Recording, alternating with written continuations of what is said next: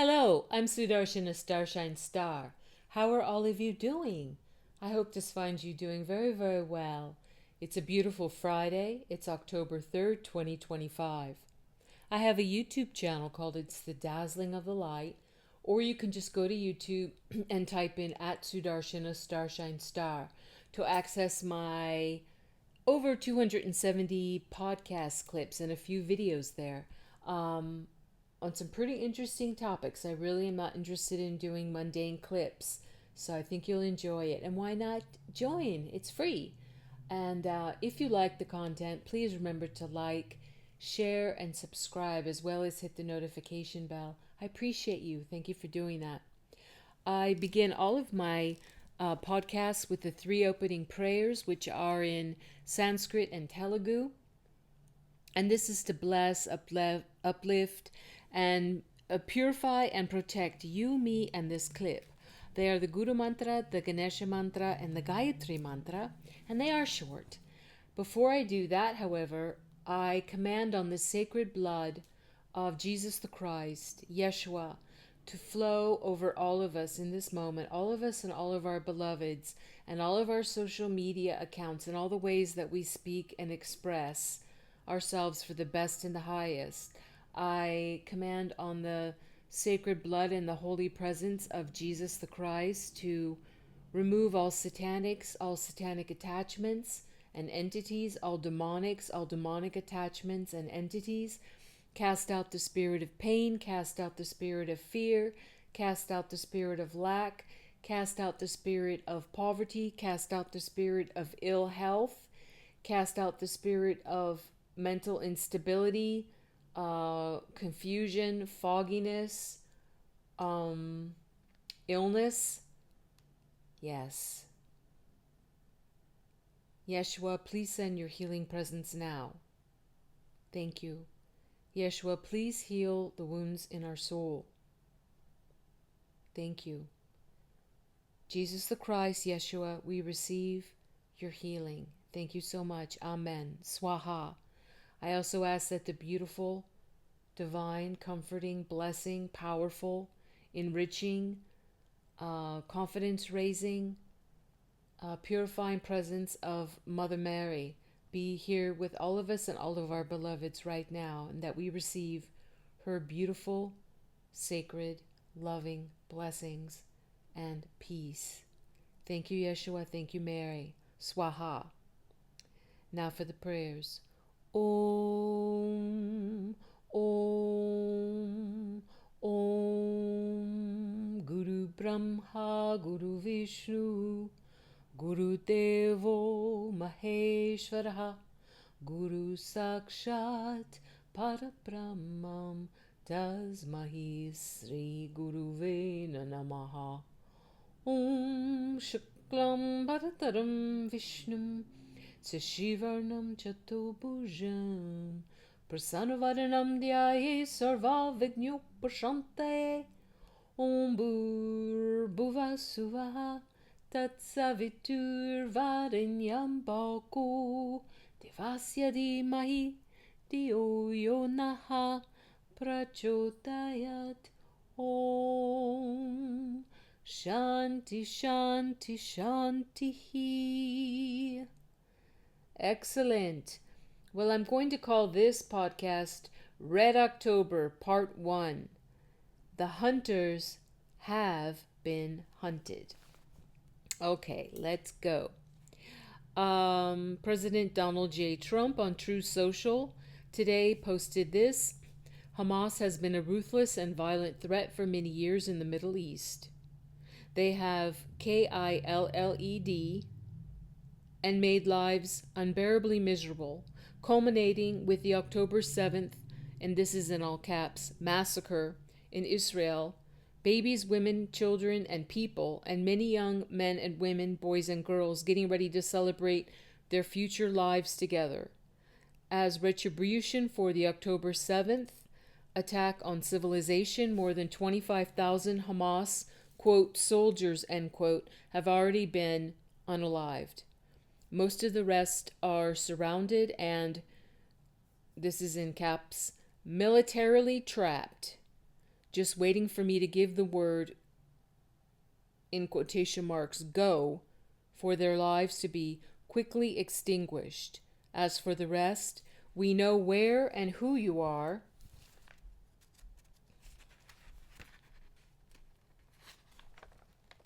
And you will be hunted down and unalived.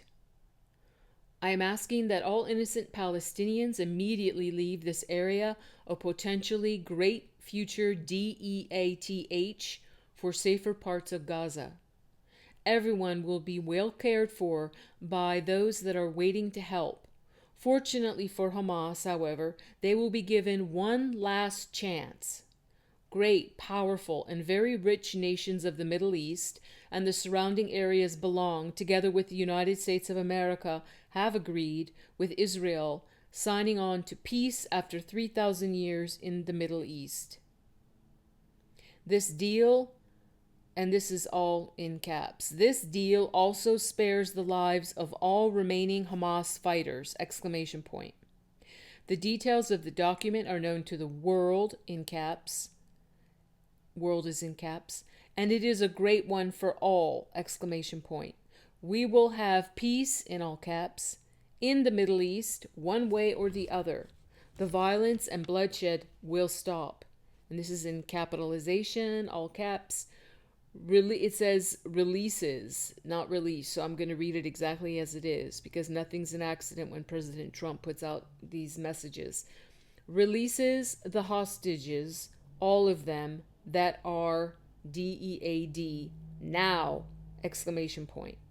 An agreement must be reached with Hamas by Sunday evening at 6, and this is in parentheses, the number 6. So he spelled 6 in all caps, by Sunday evening as SIX in all capital letters.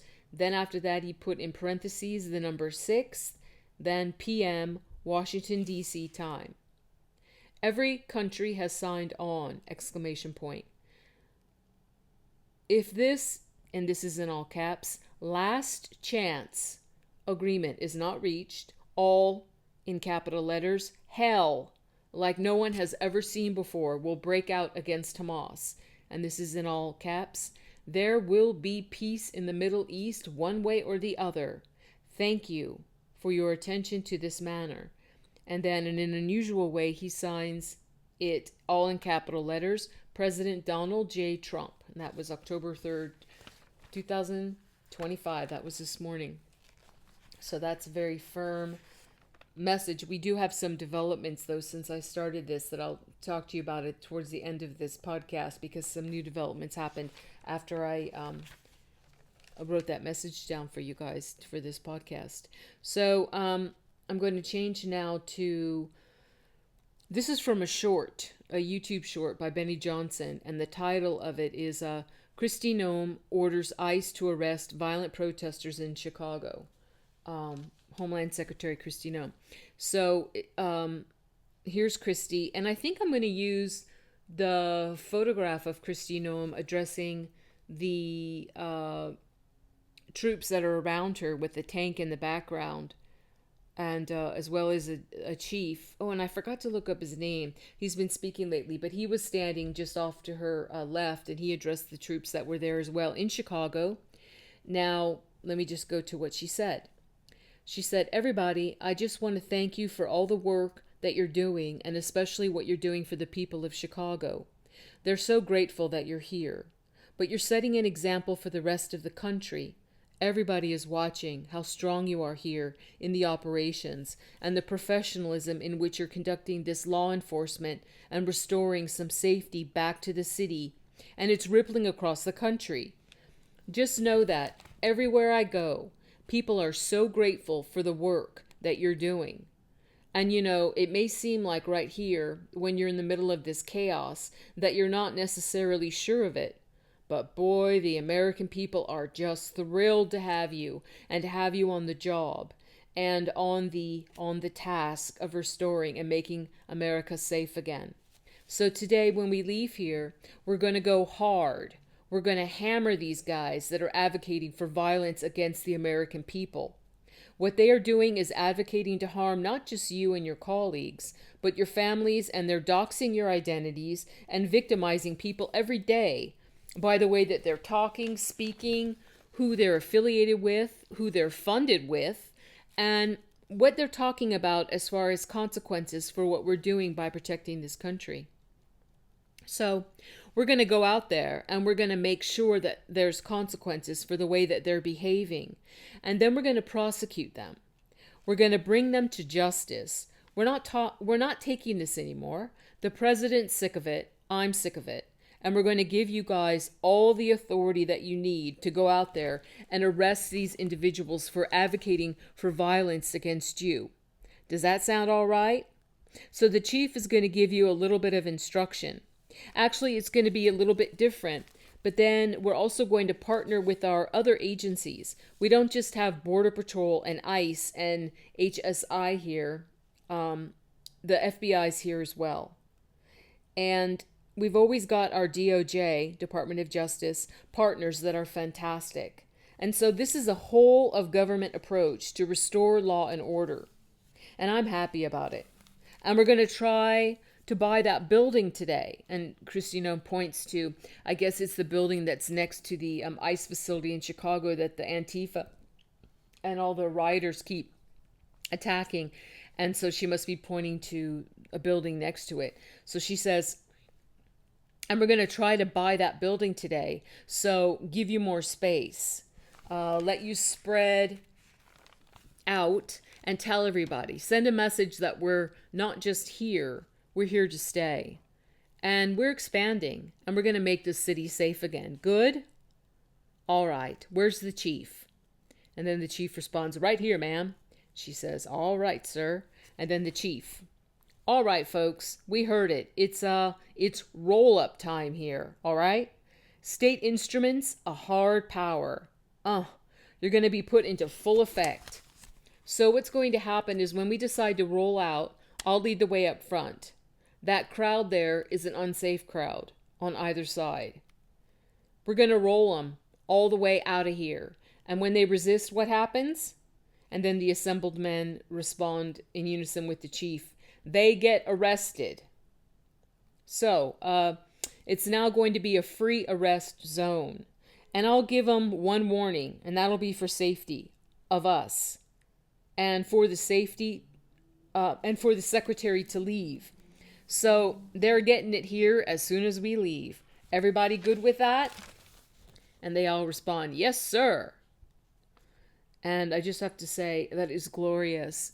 That is so glorious. Yes, most of Americans, except for the diluted portion of satanic and or leftist, communist yo-yo heads, we are in full support of this. So if you're not from America and you're visiting, or you're not here, you're just listening to this, if you don't understand that, that is the truth. The majority of Americans are just beyond joyful and thankful and happy to finally have some law and order restored in this chaotic hellhole that has happened in every single one of the democratic ruled cities and states of our country, and turned these beautiful places. You know, America's a very beautiful, very, very geographically diverse, a huge country. And for people that have never been here, it's very different even to Americans going from one state to the other. It's an incredible experience, and so much of it has been turned into just a dystopian nightmare, just a real disgusting hellscape. And that's what's getting cleaned up. We're not tolerating it anymore at all. So, welcome to Red October, because it's been said for years, as the Patriots and Truthers have spoken about and tried to show people that saying, you know, Red October, when the hunters become the hunted. Well, as I'm titling this, the hunters have been hunted. Yeah, they're in the trap and they're getting handled. Yes. So then a couple of days ago, President Trump froze $15 billion in New York City infrastructure funding. And Russ Vought, spelled V-O-U-G-H-T, I'm having to laugh at that name. I'm wondering who that really is, if that's really his real identity, that name, Russell Vogt. Okay. Anyway, so Russ Vogt said roughly $18 billion in New York City infrastructure projects have been put on hold to ensure funding is not flowing based on unconstitutional DEI, yes, that old leftist, woke, satanic communist nonsense called diversity, equity, and inclusion. And I'm saying this, not Russ Vogt. You can call anything you want. You can call a pig a princess. You can call a pile of manure a pile of diamonds. You can call things anything you want, but that doesn't change the reality of what they are. And calling something as disgusting as what has been rolled out and propagated under the good sounding name of diversity, equity, inclusion is just ridiculous. So, call it what it is. And if you could see me, I'm putting 2 thumbs down as I say that. Boo to DEI. DEI principles. So Russ Vogt says, to ensure funding is not flowing based on unconstitutional DEI principles, specifically the Hudson Tunnel Project and the Second Avenue Subway, he added. Now, Russ Vogt, who's the OMB director, and that means Office of Management and Budget, he also said on X that the Energy Department would cancel another $8 billion in funding related to projects in 16 states.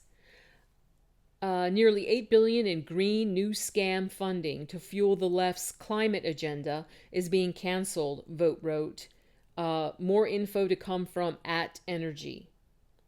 And then I'm going to talk a little bit more about Vogt in just a minute. So then President Trump freezes Chicago transit funding.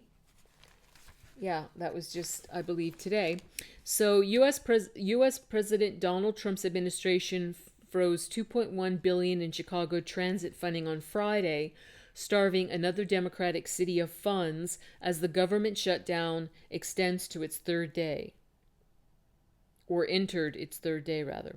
Budget Director Russ Vogt said the money earmarked for elevated train lines had been put on hold to ensure it was not, quote, flowing via race-based contracting, end quote. The administration has now frozen at least $28 billion in funding for Democratic cities and states. And then here's a little side note on that. President Trump said this ahead of the Thursday meeting with Russ Vogt. President Trump said, I have a meeting today with Russ Vogt, he of Project 2025 fame, to determine which of the many Democrat agencies, most of which are a political scam, and he wrote scam in all caps, he recommends to be cut, and whether or not those cuts will be temporary or permanent, end quote, President Trump wrote on his Truth Social site. He also said, I can't believe the radical left Democrats gave me this unprecedented opportunity. Yeah, and I'm saying, meaning regarding the shrinking of the bloated federal government and the firing of so many federal employees that he's able to do in this government shutdown. As President Trump said several days ago, he said during a government shutdown, he has the power to do a lot more things with the government shutdown going on.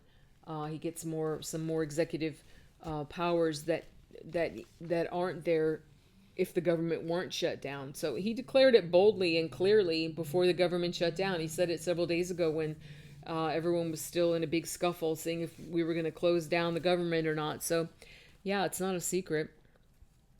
Anyway, Russ Vogt said the widespread firings would align with the goals of Project 2025. Russ Vogt didn't say this, sorry. I was quoting someone else. The widespread firings would align with the goals of Project 2025, the nearly 1,000-page memo authored in part by OMB Director Russell Vogt. Republicans have not sought to hide the enthusiasm under which Vogt, an advocate for drastically shrinking the workforce, would approach such cuts. And there's another quote, this is going to be the Democrats' worst nightmare. Yeah. Okay, so I also want to tell you guys that I'm going to be doing this in another podcast. Thought I was doing that one today, but every day when you wake up, there's so much going on in the news and the world events. It's like, holy smokes. But there's a very important letter because I'm going to get into at the end after I do this podcast. I'll do it in the next upcoming days. I really want to get into depth so to help people understand what's really going on underneath the surface, what President Trump is really doing, how he's able to do it. I'm going to tell you facts and some really interesting stuff, very good stuff. Go deep. And there's a letter that's very important that was put out several days ago. And one of the most important things is it starts right off saying the United States for America on the top. And those of you that know the real history, like I've talked about so often on my podcast, that my country was hijacked in 1871 by the evils, by the cabal, by the satanic Illuminati, by the satanic royals out of City of London. You know, you can call them so many different names, banksters, whatever you want to call them, Freemasons, corrupted Freemasons, but Ulysses S. Grant just sold us out. He was the 18th president at that time, and he just rolled us out and sold out Americans, and we really became slaves at that point, really slaves or indentured servants at the best, and our country was turned into a corporation, and in legal terms, like you see on all legal documents, spelling, grammar, and punctuation matter, as well as capitalization. So my country, which when it was formed as a constitutional republic, was originally called in regular capitalization, as you would capitalize just the first letter of each word. It was called the United States for America. And when the evils took it over in 1871, they called it, and it became a corporation, just like any corporation, just like Coca-Cola or PepsiCo. Yeah. Or Exxon. It became in all caps, like all corporations are always written in all capital letters. It became in all capital letters the United States of America. So that's why people that don't understand, and yes, it requires a lot of research, and I'm not going to repeat myself. You can go look on my YouTube channel and go down, scan down, and you'll see a really great series called The Controllers, or the Real series. When I first started doing this channel a couple of years ago, I also posted a really good series called What Every American Needs to Know. So go check that out if you're interested. Anyway, so to see that on top of this letter that just came out like about a week ago, that I'll talk about, like I said, later, not on this podcast though, where it's showing already that our constitutional republic has been restored. That should be a big clue and a hint to those of you that don't understand how President Trump is able to do what he's doing. And you want to say, well, what's really going on? That's a big clue, and you have to understand that we've had two United States. We actually had the restoration of the republic in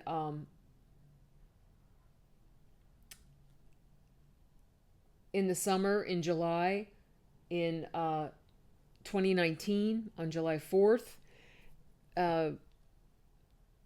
installing President Trump as the 19th president of the Constitutional Republic, because that's when the Constitutional Republic stopped, with Ulysses S. Grant as the 18th president, and with JFK Jr. as the 19th VP.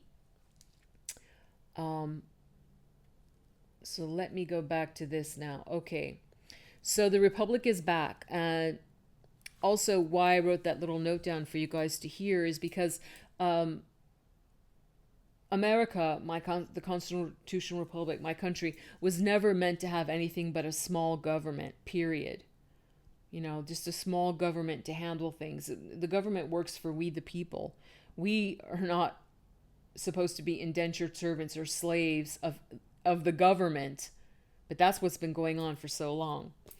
And I'm going to give more depth about this, and I'm going to continue on with the Red October series podcasts, and I'm going to be giving out, like I said, more in-depth information in the next upcoming days, so that you can, if you don't know already, get some really good, juicy knowledge and info about what's really going on beneath the surface and not known to the gen pop, not known to for the majority of the population.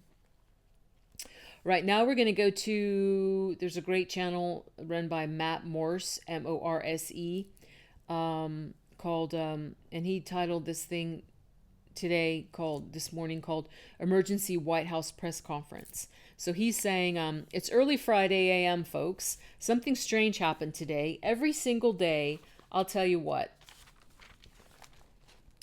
I take a look at President Trump's official schedule. The White House publishes everything he's doing every single day.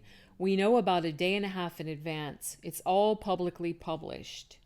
Try saying that 3 times, listener. That makes me laugh. It's all publicly published. I went to bed last night. Trump wasn't doing anything. Well, I beg to differ with Matt Morse, but there's never a time where President Trump is doing nothing. He's just the most able, capable, super busy being that you can imagine. But anyway, he said Trump wasn't doing anything. There were no press conferences scheduled for today. I woke up this morning 3 or 4 hours ago. There were no press conferences scheduled. Nothing was going on. Well, curiously enough, about 90 minutes, maybe 2 hours ago, they scheduled out of nowhere. It's very abnormal for a Friday. Take it from me. I followed this stuff very closely. The White House has now scheduled a press conference with Carolyn Levitt and maybe a special guest today in the White House press conference room. Normally, they do them on Wednesday, and they let us know a couple days in advance. Today, boom, out of nowhere, 2 hours ago, press conference. What's going on? It is day 3 of the shutdown. And here's White House press secretary, the fabulous Carolyn Levitt, and she says, she calls on a reporter named Mary, obviously, because she says, Mary, and then Mary responds, thank you. 2 questions on the shutdown, Mary says. You've argued that these impending layoffs are necessary to keep essential services up and running, but that has never been the case in any previous shutdown. Even when the government was shut down for 35 days in Trump's first term, you've never had to lay off thousands of workers to keep essential services up and running. So why are layoffs now necessary in this shutdown? And Carolyn says, because we have an administration and we have a president who are wholeheartedly focused on restoring fiscal sanity to our government and doing the right thing by the American taxpayer. We are 37 trillion in debt, and the federal government is currently shut down. There's no more money coming into the federal government's coffers. And as you've also seen since the beginning in January, this administration is focusing on waste, fraud, and abuse. And so Democrats have given this administration an unenviable choice to have to take a look at the balance sheet and identify where these cuts and layoffs can be made. And Mary says, and you just said this is an unenviable choice, that this is an unfortunate consequence. But the president has described this as an unprecedented opportunity to lay off additional workers. He's posted a video likening Russ Vought to the Grim Reaper. So which is this? Is this an opportunity to fire more workers or an unfortunate consequence? And then Carolyn responds, look, the president likes to have a little fun every now and then, and I think both things can be true at the same time. The Democrats have given the administration this opportunity, and we don't like laying people off. Nobody takes joy in that around here. And if you think that, then I think that's very sad. You view the White House and our staff as wanting to put people out of work. Nobody wants to do that. But sometimes in government, you have to make tough decisions. And then Carolyn points to someone in the press room and says, gentleman in the blue. And then that person responds, even though it sounds like a female voice, as thank you. And then the reporter says, at the top of the briefing, you made a statement about that the Democrats are interested in giving health care to illegal immigrants. And then Caroline flatly says, yes, they are.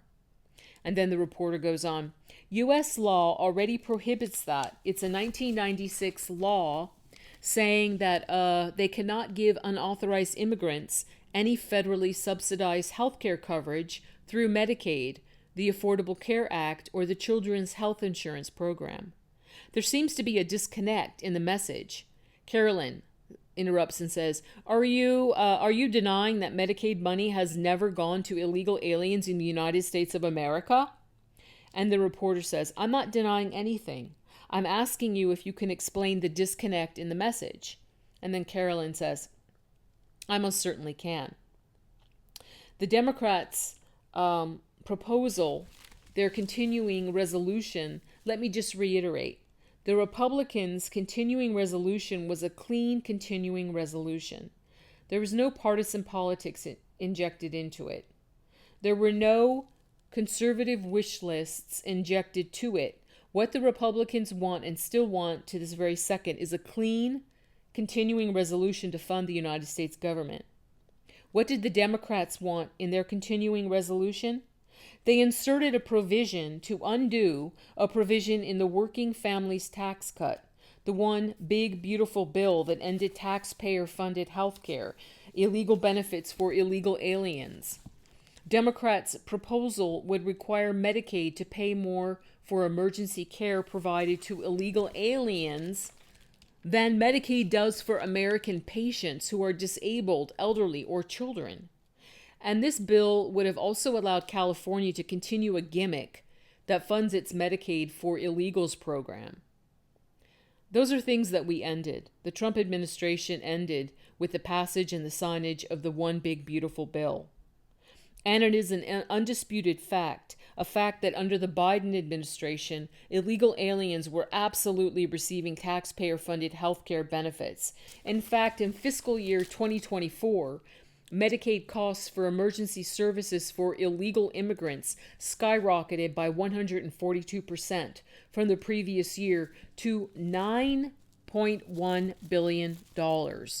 That's $9.1 billion taxpayer dollars that were going to emergency services for illegals.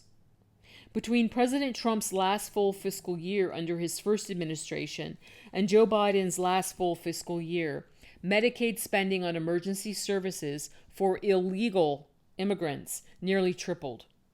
There was an increase of 196% between 2020 and 2024. And I have a chart here for you, and I'm more than happy to email it to you. I'd also like to add, because some were asking dishonest questions yesterday about emergency rooms in Southern California. According to healthcare professionals in 2023, under the Biden administration, Southern California's, quote, entire healthcare system was being bombarded with illegal immigrants and forcing American patients to endure longer wait times, end quote. In Denver, Colorado, the CEO of Denver Health stated that 8,000 illegal immigrants made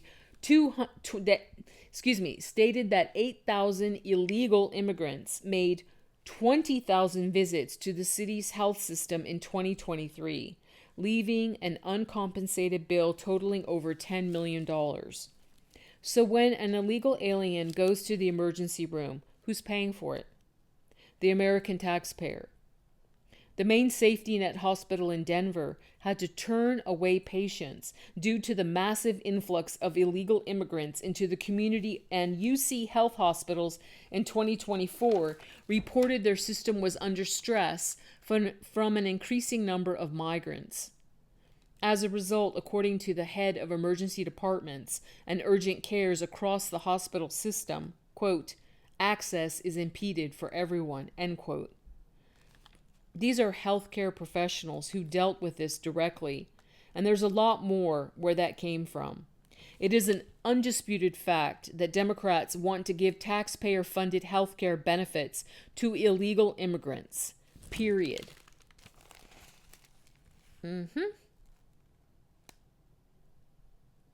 Now, skipping to another part of this press conference, Carolyn Leavitt, she confirmed that Carolyn Leavitt confirmed that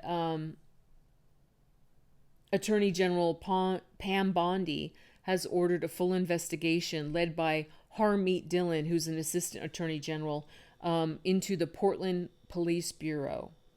Yeah, into the corrupt Portland Police Bureau. And this has been a long time coming but this something just happened that kicked this off. There's an independent journalist, and his name is Nick Sorter. He's pretty well known on X, and you can see him for yourself. But he just recently got viciously attacked by a bunch of Antifa thugs just because he was being a journalist, just recording with the hellscape that Portland, Oregon is, with all the Antifa, all the rioters, all the truly insane, deluded, crazy beings that just have ruined Portland that are down there. And they've been, furiously protesting, and they're homicidal, and they're anarchists, and they're firebugs, and they set everything on fire, and they set government buildings and things on fire with people inside of them. I mean, they're homicidal. It's not protesting, it's rioting, and it's also just incredibly evil. But anyway, so Nick Sorter got completely attacked, and he ran towards a few Portland police officers that were standing, that they recently showed up since, ICE has been at that government building that's been under attack since, for more than 100 days straight, almost morning and night in Portland. And then there was a few Portland police officers there. So this journalist, Nick Sorter, just a few days ago, so he ran towards them as the attackers are running after them. And he said, "Would you help me, please?" And what did the Portland police do? Oh, they didn't try to stop or arrest the Antifa paid rioters and homicidal maniacs. They arrested him. He's just a journalist, just sitting there recording like you have a right to do. They held him for several hours. So he got a personal phone call with Attorney General Pam Bondi, and that kicked off this beautiful little official investigation by the Department of Justice that just was announced, and Carolyn Levitt confirmed it in the press conference this morning. So it's a federal situation now, and those scumbag Portland police, just ridiculous beings, they need to be taken out of uniform. They need to be, I think, tried, jailed, fined, everything for what they've been doing and not doing, more importantly. So then something else that occurred today. Now I'm off of the press conference. This was not in the press conference, but Secretary of War Pete Hegseth confirms that another strike targeting a vessel connected to narco trafficking off the coast of Venezuela was that happened today. And this comes from Washington, D.C. based Just the News. This was authored by Ben Whedon, spelled Whedon, today, October 3rd, 2025. It says, earlier this morning, on President Trump's orders, and this is quoting Secretary of War Pete Hegseth, earlier this morning on President Trump's orders, I directed a lethal kinetic strike on a narco-trafficking vessel affiliated with the designated terrorist organizations in the U.S. Southcom area of responsibility. And that Secretary of War, Pete Hegseth, he posted that on X. He also included the footage, which I watched, and it shows a small skiff speeding in open water before exploding. And then he said 4 male narco-terrorists aboard the vessel were unalived in the strike, and no U.S. forces were harmed in the operation, he added. The strike was conducted in international waters just off the coast of Venezuela, while the vessel was transporting substantial amounts of narcotics headed to America to poison our people. Our intelligence, without a doubt, confirmed that this vessel was trafficking narcotics.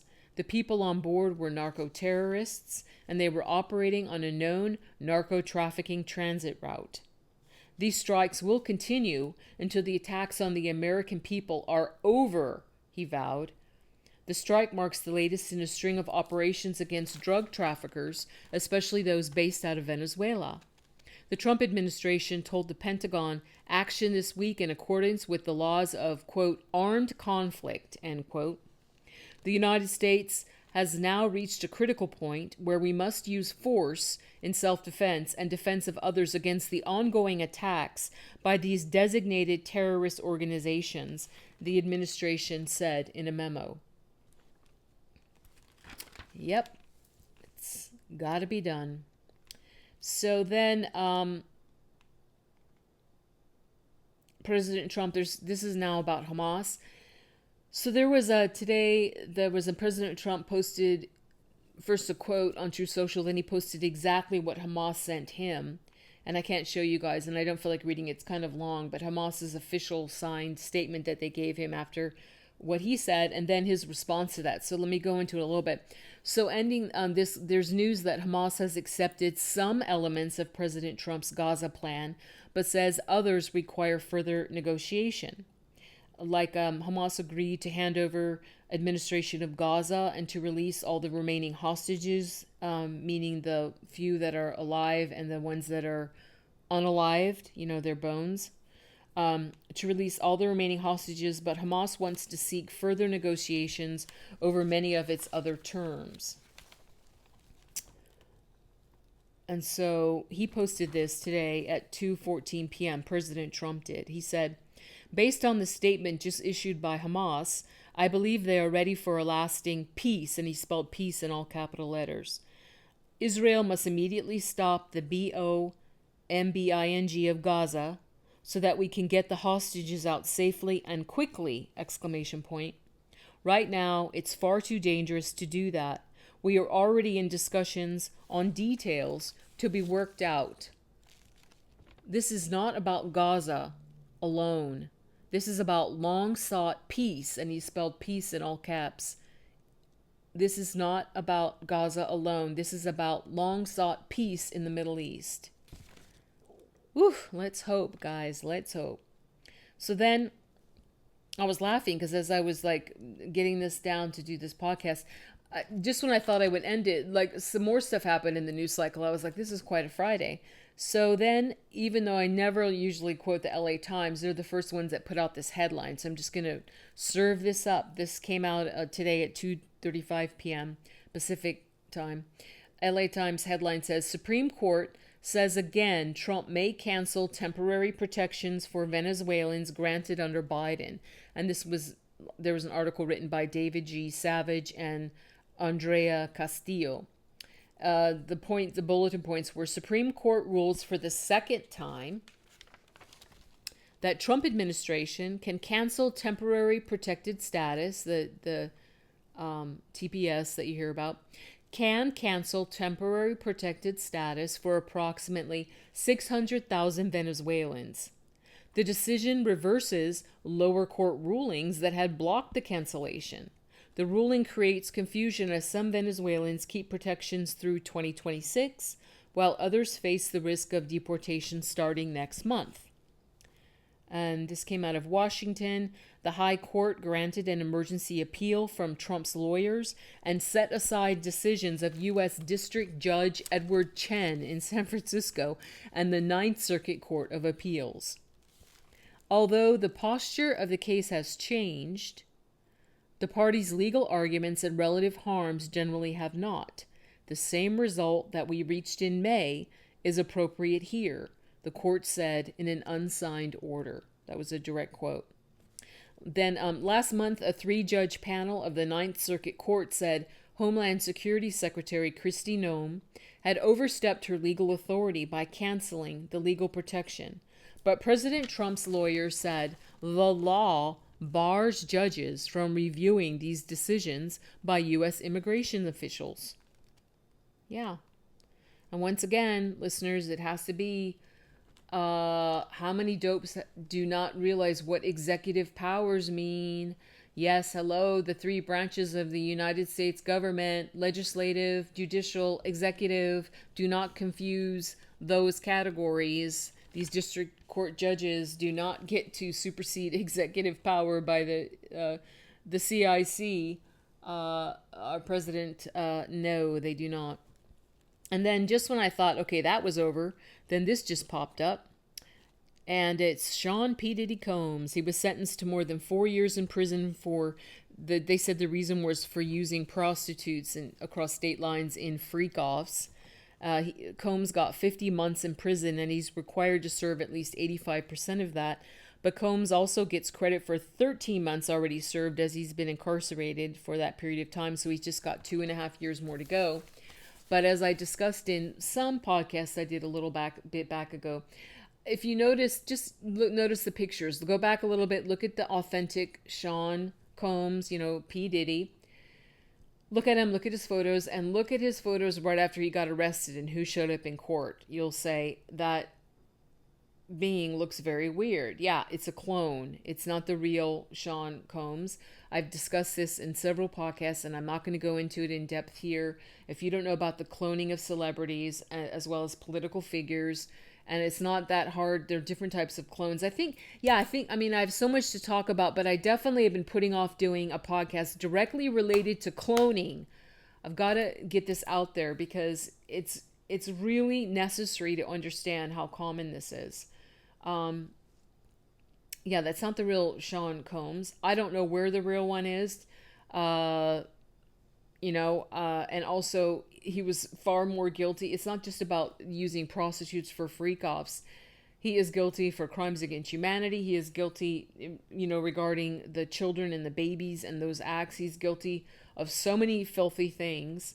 It's complicated because it seems like he was definitely, just like Hugh Hefner was with his Playboy Mansion, a 3-letter agency, whether it's FBI or CIA, informant and filming all this stuff to blackmail and honeypot influential people, celebrities, politicians, government leaders, rulers, royalty, whomever, into very bad and nasty pictures specifically, and more importantly, with babies and children, so that then these people are just more fully owned by their puppet masters. They can never do their own will. They're more firmly entrenched, and if they ever try to step out of line, then they got those handy-dandy photos.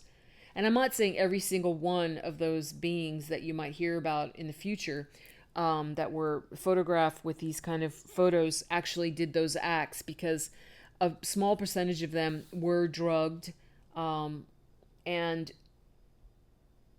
then babies and small children were placed on top of these beings, simulating a sex acts, and then many photos were taken, or even short films, and the